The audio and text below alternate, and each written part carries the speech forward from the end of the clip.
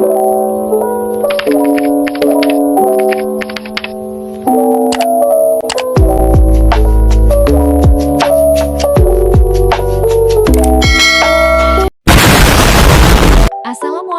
warahmatullahi wabarakatuh. Pada kesempatan ini kami akan menjelaskan tentang respons internasional terhadap proklamasi kemerdekaan Indonesia. A. Upaya memperoleh pengakuan kemerdekaan Indonesia. Indonesia pasca proklamasi kemerdekaan pada 17 Agustus 1945, negara Indonesia mulai diakui sebagai de facto. Namun sebagai negara merdeka, Indonesia juga membutuhkan pengakuan secara de jure sehingga diperlukan upaya diplomasi yang lebih luas untuk menyuarakan kemerdekaan Indonesia. Aspek diplomasi sangat erat hubungannya dengan aspek perang. Karena apabila diplomasi mencapai jalan buntu, maka perjuangan senjata dapat menjadi alternatif terakhir. Di masa awal kemerdekaan Indonesia, terdapat beberapa kelompok yang menentang upaya diplomasi yang dilakukan dengan Belanda. Upaya diplomasi dianggap merugikan pihak Indonesia setiap kali berhadapan dengan Belanda. B. Sejarah kelahiran Departemen Luar Negeri. Sesudah proklamasi kemerdekaan, Presiden Soekarno segera meminta anggota KNIP atau Komite Nasional Indonesia Pusat yang diketuai oleh Ahmad Subarjo untuk menyusun suatu daftar yang memuat kementerian termasuk Kementerian Luar Negeri. Kantor Kementerian Luar Negeri kemudian mulai ditempatkan secara resmi di Jalan Cilacap nomor 4 pada akhir Oktober 1945. Kantor Kemenlu kemudian pindah lagi ke Jalan Pegangsaan Timur nomor 36.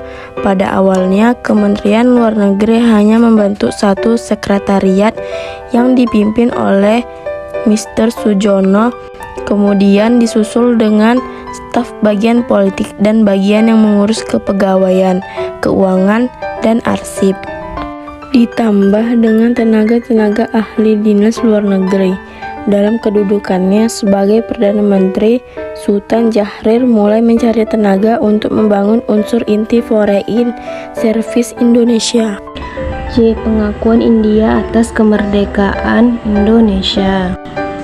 Dalam rangka mendapatkan pengakuan internasional atas kemerdekaan Republik Indonesia, salah satu negara yang menjadi penghantar pengakuan internasional tersebut adalah India.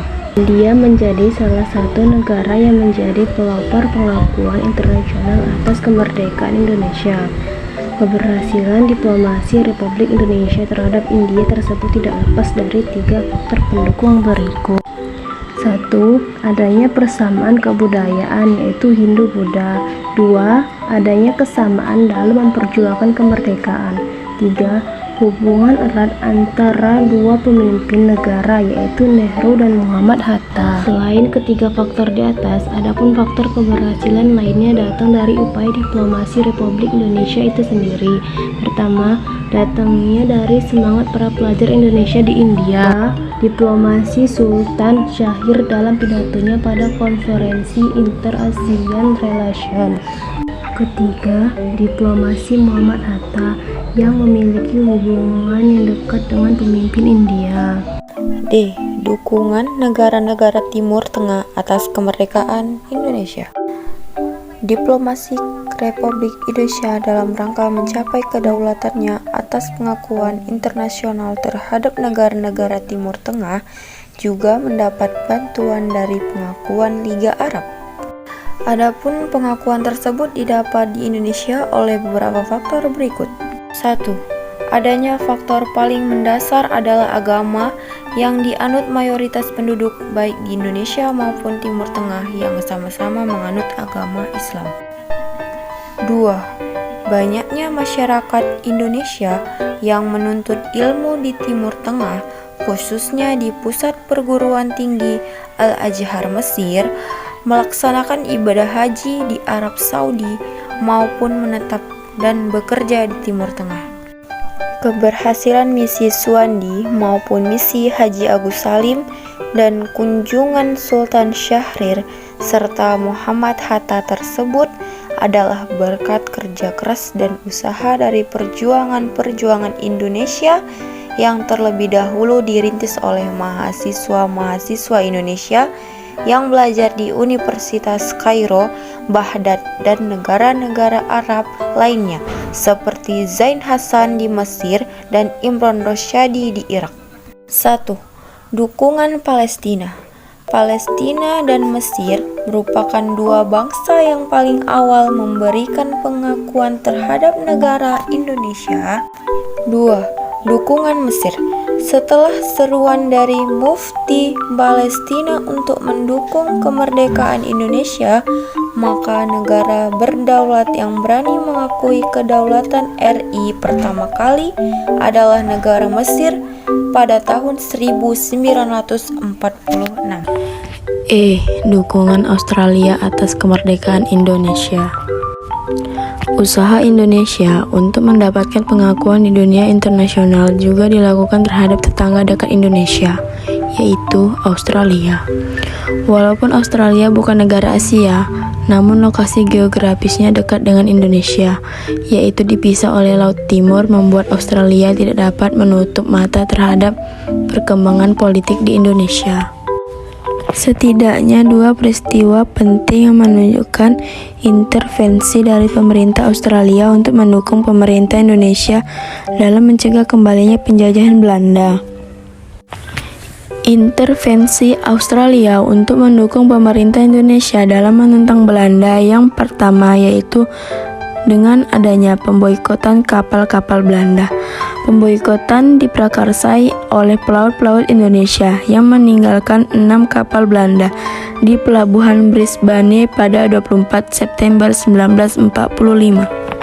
Aksi ini segera diikuti dengan sebuah keputusan WWF cabang Brisbane untuk memboikot ke-6 kapal tersebut. Intervensi kedua yang dilakukan Australia dalam mendukung Indonesia melawan Belanda adalah posisi Australia yang dengan jelas mendukung Indonesia dan peran aktifnya dalam kondisi jasa-jasa baik. Komisi Jasa-Jasa Baik dibentuk untuk membantu menyelesaikan pertikaian Indonesia-Belanda melalui satu komisi Dewan Keamanan Perserikatan Bangsa-Bangsa pada 25 Agustus 1947. Dukungan Amerika Serikat atas kemerdekaan Indonesia. Mula keterlibatan Amerika Serikat dalam perselisihan antara Indonesia dan Belanda adalah ketika pemerintah Belanda melancarkan aksi militer pertamanya terhadap Indonesia yang juga melanggar perjanjian Linggajati.